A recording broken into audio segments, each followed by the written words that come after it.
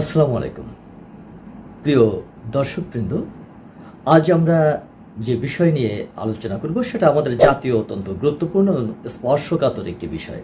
সেটা হচ্ছে আগামী ফেব্রুয়ারি মাসে আদৌ কি নির্বাচন হবে, নাকি নির্বাচন পিছিয়ে যাবে, নাকি এই সরকার কোনো নির্বাচনই করতে পারবে না, অথবা এই সরকারকে নির্বাচন প্রক্রিয়ায় অংশগ্রহণ করাবার জন্য একটি গণ আন্দোলন আবার নতুন করে তৈরি হওয়ার সম্ভাবনা রয়েছে। বিশদ এই বিষয়ে আমরা আলোচনা করব।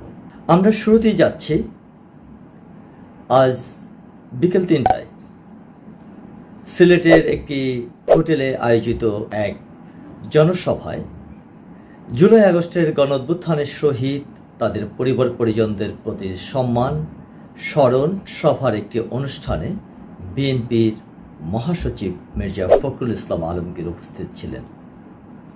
জনাব আলমগীর সেই অনুষ্ঠানে উল্লেখ করেন যে নির্বাচিত সরকারের চেয়ে কোনো সরকার শক্তিশালী হতে পারে না। আমরাও জানি যে নির্বাচিত সরকার দেশের রাষ্ট্র এবং জনগণের প্রতিনিধিত্ব করে, সুতরাং সেই সরকারের চেয়ে কোনো সরকার শক্তিশালী হতে পারে না। এবং তিনি বলেন নির্বাচন যত দেরিতে হবে দেশ তত পিছিয়ে যাবে।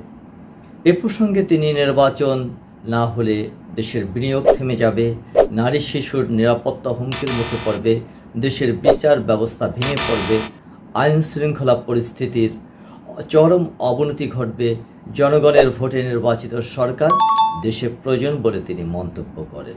তবে বাংলাদেশে ফেব্রুয়ারিতে জাতীয় নির্বাচন হবে কিনা এ নিয়ে বিএনপি সহ সকল দলই নতুন করে সন্দেহ দেখা দিয়েছে।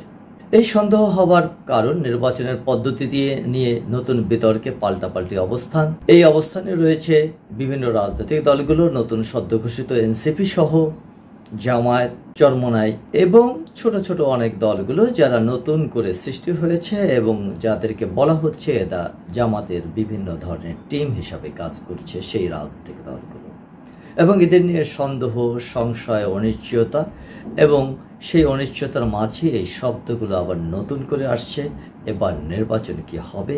যদিও অন্তর্বর্তী সরকারের প্রধান উপদেষ্টা অধ্যাপক মোহাম্মদ ইউনূস এবারই প্রথম যুক্তরাজ্য সফরে গত 12ই জুন বিএনপির ভারপ্রাপ্ত চেয়ারপারসন তারেক রহমানের সাথে এক বৈঠকে শর্ত সাপেক্ষে ফেব্রুয়ারিতে নির্বাচন প্রশ্নে যৌথ ঘোষণা দিয়েছেন। দর্শক মণ্ডলী, নির্বাচন ফেব্রুয়ারিতে ঘোষণা দিবেন এক কথা, আর শর্ত সাপেক্ষে নির্বাচন ঘোষণা দেওয়া অন্য কথা। প্রফেসর ইউনূস তারেক রহমানের সাথে বৈঠকে শর্ত সাপেক্ষে কয়েকটি কন্ডিশনের মাধ্যমে ফেব্রুয়ারিতে নির্বাচনের কথা ঘোষণা দিয়েছেন।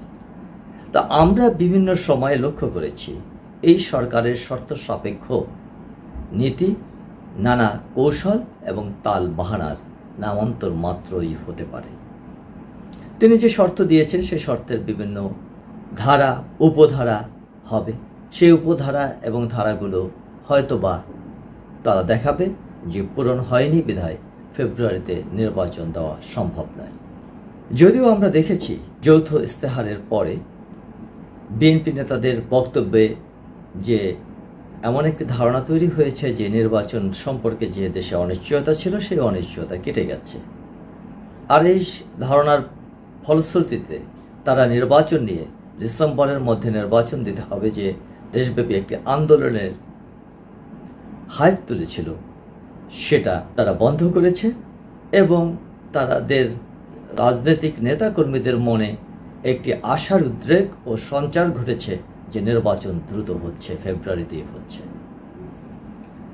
এবং বিএনপি এই নির্বাচনকে সামনে রেখে তাদের নির্বাচনী তৎপরতাও শুরু করেছে।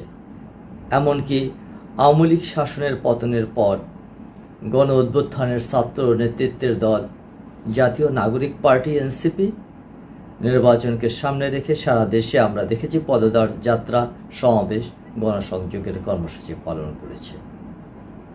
কিন্তু এরপরও ভোটের ব্যাপারে সন্দেহ, সংশয় আসছে, অনিশ্চয়তা বাড়ছে। রাজনীতিকদের অনেকে এখন আশঙ্কা প্রকাশ করছেন সরকারের একাধিক উপদেষ্টা অবশ্য বিবিসিকে বলেছেন যে নির্বাচন প্রলম্বিত করবার কোনো চিন্তা সরকারের নেই। অন্যদিকে নির্বাচন কমিশনারও বলেছেন, প্রধান নির্বাচন কমিশনার বিশেষ করে তিনি বলেছেন যে তারা ফেব্রুয়ারি থেকে এপ্রিলের মধ্যে নির্বাচনের সক্ষমতা তৈরি করেছেন এবং জাতীয় নির্বাচন করবার সমগ্র প্রস্তুতি গ্রহণ করেছেন। রাজনৈতিক বিশ্লেষকদের কেউ কেউ মনে করছেন যে এত কিছুর পরেও সরকারের প্রতি রাজনৈতিক দলগুলো আস্থার অভাব এবং সরকারের এই ঘোষণাকে তারা আস্থায় রাখতে পারছেন না। কেন আস্থায় রাখতে পারছেন না? আমরা দেখছি সরকারের সাথে সদ্ভাব সম্পন্ন যে রাজনৈতিক দলগুলো, যারা আমরা মনে করছি যে নৈপথ্যে সরকারকে চালাচ্ছে, সেই রাজনৈতিক দলগুলো ইতিমধ্যে নির্বাচন ঘিরে নানা বিতর্কের সৃষ্টি করেছে। তারা আনুপাতিক ও প্রতিনিধিত্বমূলক নির্বাচন বা পিআর পদ্ধতি নির্বাচনের জন্য সরাসরি পিআর পদ্ধতি নির্বাচনের জন্য তারা বিভিন্ন ধরনের দাবি এবং আবদার তুলেছে। অন্যদিকে বিএনপি সহ অন্য রাজনৈতিক দলগুলো সরাসরি ভোট নিয়ে নির্বাচন করবার পক্ষে, গণতন্ত্রের পক্ষে অবস্থান নিয়েছে।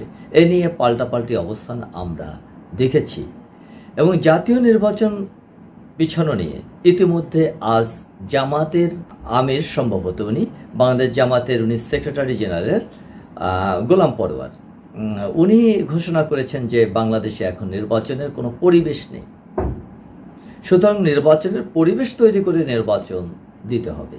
তাহলে নির্বাচনের পরিবেশটা কি? এই সুষ্ঠু নির্বাচনের পরিবেশ বলতে কি বোঝায়? এই পরিবেশ কে নিশ্চিত করবে? সরকার। পরিবেশ নিশ্চিত করতে হলে কি করতে হবে? যেখানে প্রতিদিন গণভবন ঘেরাও, যমুনা ঘেরাও, যেখানে সচিবালয় ঘেরাও, যেখানে শাহবাগ বন্ধ, এটা অচল, ওটা অচল।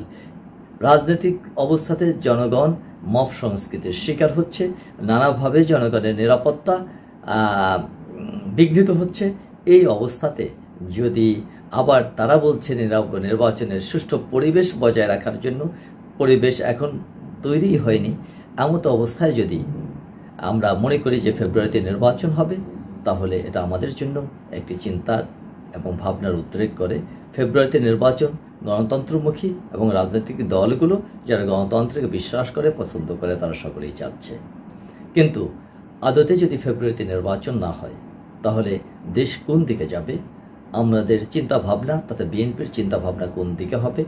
তাহলে কি এই নির্বাচনকে আদায় করতে গিয়ে আমরা যারা ফ্যাসিস্ট বা পতিত স্বৈরাচার হিসাবে যাদেরকে ঘোষণা করেছি, তাদেরকেও হায়ার করতে হবে? সেটা যদি করতেই হয়, সেটা আমাদের হবে আমাদের জাতির জন্য লজ্জাজনক, দুঃখজনক এবং চরম অবমাননার। আমরা আশা করি যে লক্ষ্য উদ্দেশ্য নিয়ে জুলাইয়ের গণবিপ্লব সংগঠিত হয়েছে, সেই লক্ষ্য এবং উদ্দেশ্য বাস্তবায়নের জন্য অতি সত্বর নির্বাচনের বিকল্প নেই। নির্বাচন ছাড়া দেশ স্থবির হয়ে যায়, শিল্প কারখানাগুলো অচল হয়ে যায়, দেশে বিনিয়োগ বন্ধ হয়ে যায়, অর্থনৈতিক মন্দত্ব দেখা দেয়। প্রফেসর ইউনূস একজন বিশ্ব ব্যক্তিত্ব। তিনি তার নিজের কর্মমহিমায় ব্যক্তিগতভাবে তো রাষ্ট্র এবং জনগণের জন্য তিনি সেই বার্তা এবং সেই ক্যারিশমাটিক সমঝোতার মাধ্যমে রাষ্ট্রকে পরিচালনা করতে সম্ভব হবে না যতক্ষণ না পর্যন্ত একটি নির্বাচিত সরকার এদেশে নির্বাচিত হয়ে ক্ষমতার মসনদে ফিরে আসে। আপনারা যে যেখানে থাকুন ভালো থাকুন, শুভ, সুন্দর ও সুস্থ থাকুন, এই প্রত্যাশায় আপনাদের সকলকে ধন্যবাদ। আল্লাহ হাফেজ।